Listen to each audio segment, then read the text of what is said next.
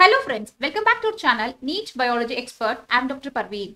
In this lecture series, we are studying Class 12 Biology Genetics. From this lesson, we are going to start a new chapter, that is Molecular Basis of Inheritance. This chapter is super duper interesting and my personal favorite too. Because in this chapter, we are not going to study only biology. We will be studying microbiology, genetics, molecular biology, biotechnology, biochemistry. So 5 in 1. So this chapter is really important for NEET exam point of view. So let's start with much interest, molecular basis of inheritance. Always before starting any chapter, we have to know what are the different topics we will be covering in that chapter, right? So accordingly, in this chapter, we will be studying what is a DNA, what is the structure of DNA and what are the different types of DNA. What is RNA and its type? Why DNA is considered as genetic material? And some experimental proof that scientists showed that why DNA is the genetic material, right? And what is DNA replication? What is transcription? What is translation? That is protein synthesis. We will be studying all this in detail. And what is genetic code? The super interesting topic, that is Human Genome Project and DNA fingerprinting. So guys, I will teach you all these topics in detail and all the important tips and tricks in this chapter, right? So if you're not yet subscribed to our channel, please do subscribe right now and share our channel with your friends. Help us to reach more people. Let's get started. So first, we will look into some basic history regarding molecular genetics, right? So in the year 1848, a scientist called Wilhelm Hofmeister, he is a German botanist. So this scientist, he was studying how mitotic cell division occur in the plant cell. Okay, that is cell division. So for that, he was looking the cells under the microscope. That time, he observed that the cell nucleus, they organize themselves into some rod-like bodies during the mitotic cell division. Okay, so you know that what is a mitotic cell division. So during mitotic cell division, he observed that some spindle fiber formation like rod-shaped structures were formed in the plant cells.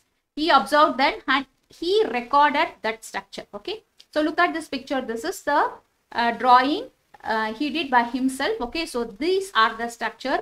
He named them as chromosomes. Chromosomes. So who first discovered chromosome? Wilhelm Hofmeister in the year 1848 discovered chromosomes.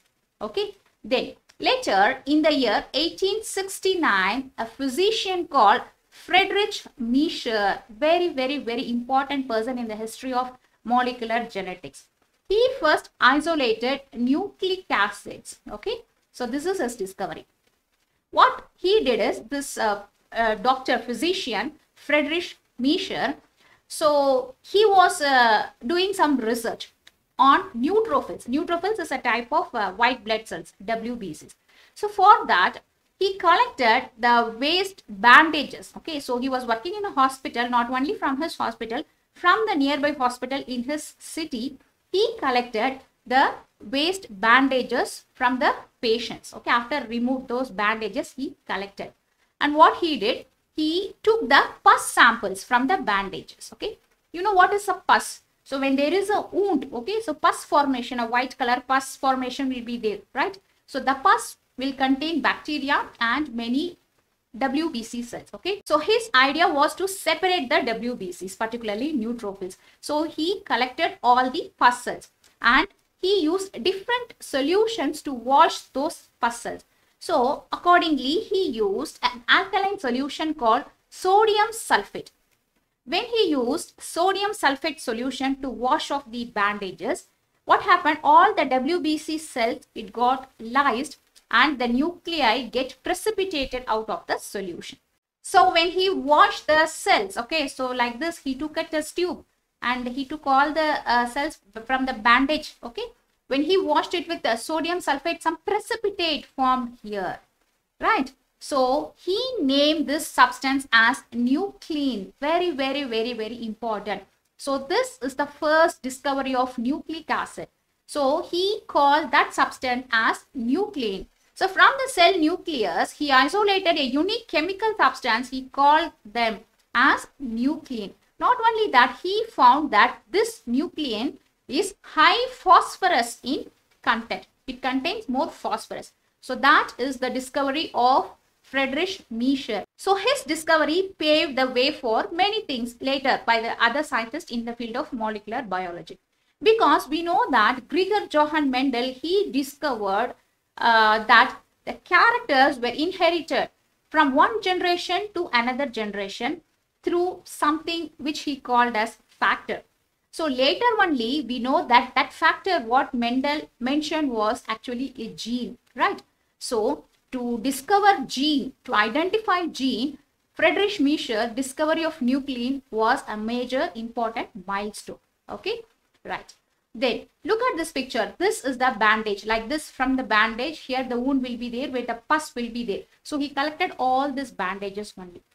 Okay, so like this, when he added sodium sulfate solution, so the precipitate, this is the precipitated DNA. Okay, he took this DNA and he don't know that exactly what is this, what work it does, nothing he knew that time. Okay, so he just named them as nuclein, and he identified that this compound contains more phosphorus. Okay, so this is the castle where he worked, and this is his laboratory inside the castle, right? Then in the year 1885, and another German zoologist called Oscar Hedwig. Oscar Hedwig. So this man was actually doing a research in the sea urchin. This organism is called sea urchin. He was trying to identify how this organism reproduces sexually. That is sexual reproduction in sea urchin. That was his research. So during that research, he found that something was there that is responsible for the transmission of the hereditary characters from one generation to another generation. Okay, so he was studying sexual reproduction, right? So he identified that. And then he showed that that something is actually what Miescher described, that is nuclein. So this is what Mendel explained as factor. Okay, got it? So Oscar Hedwig, he proved that nuclein is responsible for transmission of the hereditary character. So this is one of the milestone in the history. Then came another person called Richard Altman. He was a German pathologist. This scientist, he found that initially Miescher found that nuclein contains more phosphorus. Okay, this man, this scientist, he found that nuclein substance is a mixture of protein and nucleic acid.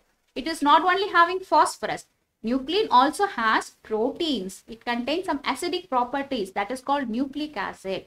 Hence, he coined the term nucleic acid in the year 1889. Very, very, very important, guys. Okay, who coined the term nucleic acid? Richard Altman in the year 1889. Okay, not only that, Altman also found that this nucleic acid is of two types. One is deoxyribonucleic acid, that is DNA, and another is ribonucleic acid, that is RNA. So Altman found that nucleic acids are of two types. Okay, this Altman did another historical discovery, that is he discovered mitochondria. Mitochondria, you know, that is the powerhouse of the cell, right? An important organelle in the cell. So Richard Altman also discovered mitochondria. So this is the summary what we have learned so far. You have to compulsorily remember all this name. That is, in the year 1848, Wilhelm Hofmeister discovered chromosome. In the year 1869, Friedrich Miescher discovered nuclein. He found a substance, he named it as nuclein. In the year 1885, Oscar Hedwig, he proved that nuclein is responsible for transmission of hereditary characters. In the year 1889, Richard Altman, he coined the term nucleic acid. Right. Okay. So let's move on to the next part. Where is this DNA present inside a cell? Where is this DNA present? So basically, we know that our body contains millions of cells, right? So every cell has DNA. So in our cell, look at this video, in our cell, in the center part, we have nucleus. So inside the nucleus present the genetic material, that is the DNA. Okay. So we basically call the nucleus as the brain of the cell. Why do we call nucleus as the brain of the cell? Because nucleus only decides how the cell should function. See, in our body, we have different organs, right? So, in each of these organs, we have the cell, and in all the cell, we have same DNA. The information is same in all the organs, right? But, for example, you say, not all the cells produce insulin. Insulin hormone is produced only by pancreatic cell. Okay, it won't be produced by liver cell or a skin cell or a heart cell. Why? Because the insulin producing gene, though it is present in other body organs, it won't be function. That means it is in an off state. So only the nucleus control which DNA has to be in an active state, which has to be in an inactive state. Okay. See, ultimately, any end product of our cell is protein. Okay. So for the protein formation, what is needed? The information to produce any protein is present in RNA. Okay. And this information to form RNA is given by DNA. So DNA to RNA, RNA to protein. This is the central dogma of the cell we call. Okay, this we will be studying later. So DNA is the basic information of the cell. What protein has to be produced, how much has to be produced, when it has to be produced, when it has to be stopped, all this control will be present in the DNA, and this DNA is present inside nucleus. So that's why we call nucleus as the brain of the cell. See, basically there are two types of cells, eukaryotic cell and prokaryotic cell. You might have studied in your lower classes what is eukaryotic and prokaryotic cell. See, eukaryote means the name itself indicates it. Eu means a true. Okay, true. Karyon means nucleus. So any cell which contains true nucleus is called as eukaryotic cell.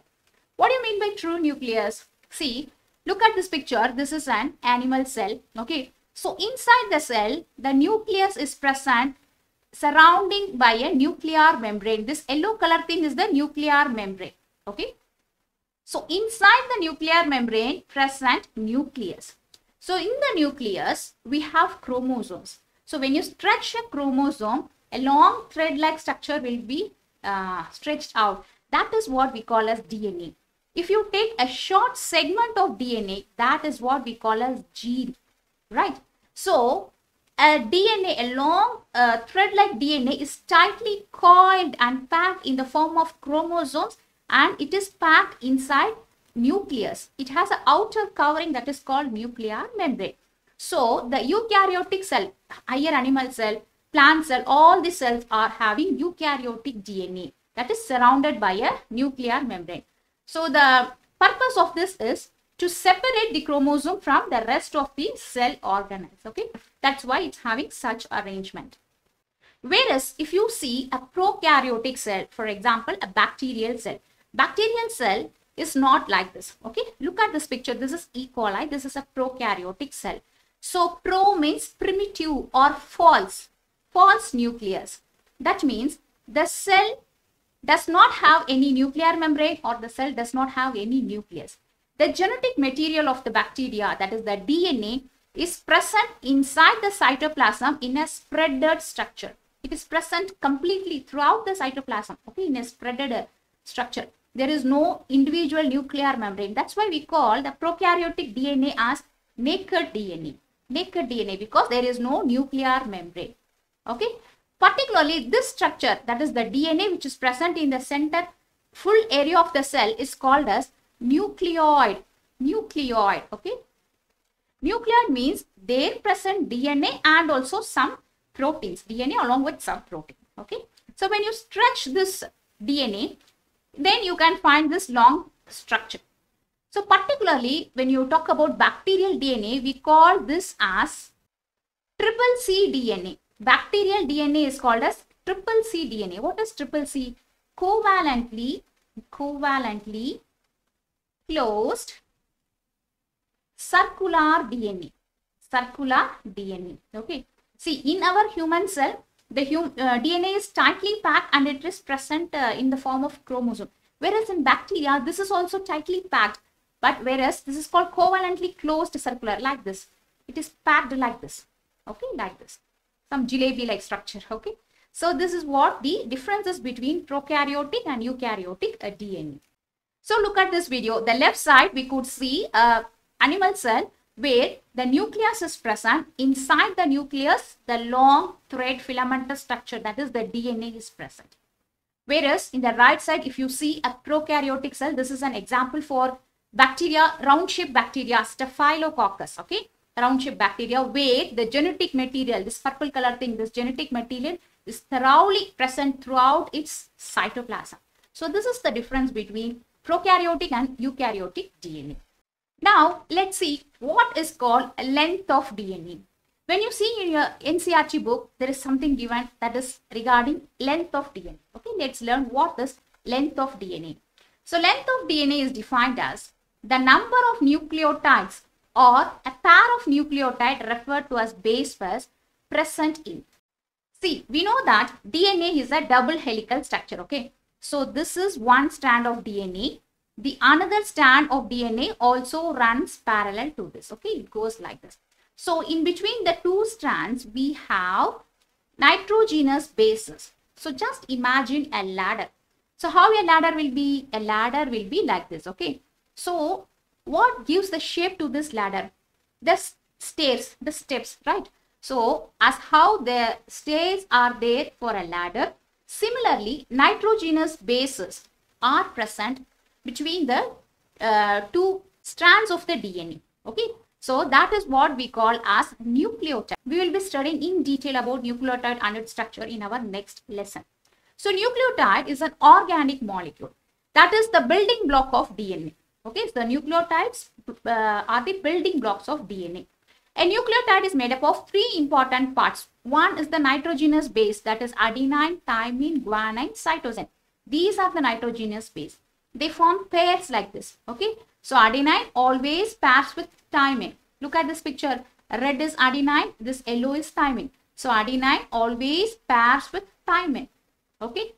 Similarly, guanine always pairs with cytosine. Guanine always pairs with cytosine.